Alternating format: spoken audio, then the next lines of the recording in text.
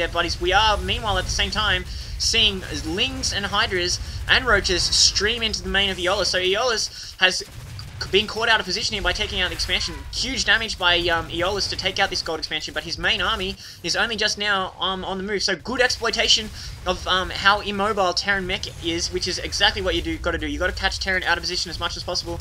And we are seeing the Hellions come in first. So these Hellions are out of position because they're so fast, and the rest of Aeolus' army is just catching up. So he might be able to do some harassment with these Hellions, might be able to sort of go in and go out and then try and draw this main army away from this base where the damage is going to be done.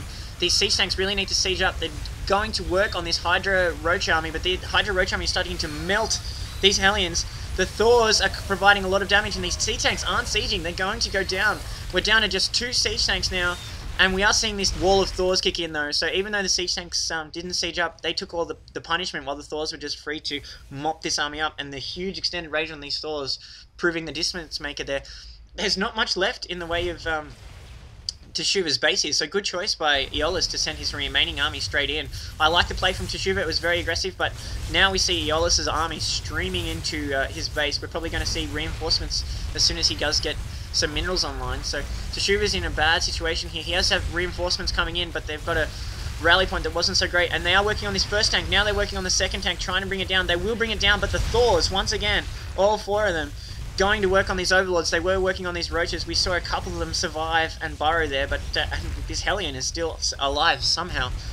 But unless they get some reinforcements, these Roaches are just not going to be able to do anything. We are seeing the Broodlings come out of that hatchery there after the Zerg buildings go down. We do see vengeful little Broodlings coming out to wreak havoc on their aggressors. But no, we're seeing that movement point there, catching Teshuva out. Some free shots coming off by the Thors. I don't think much damage is going to be here.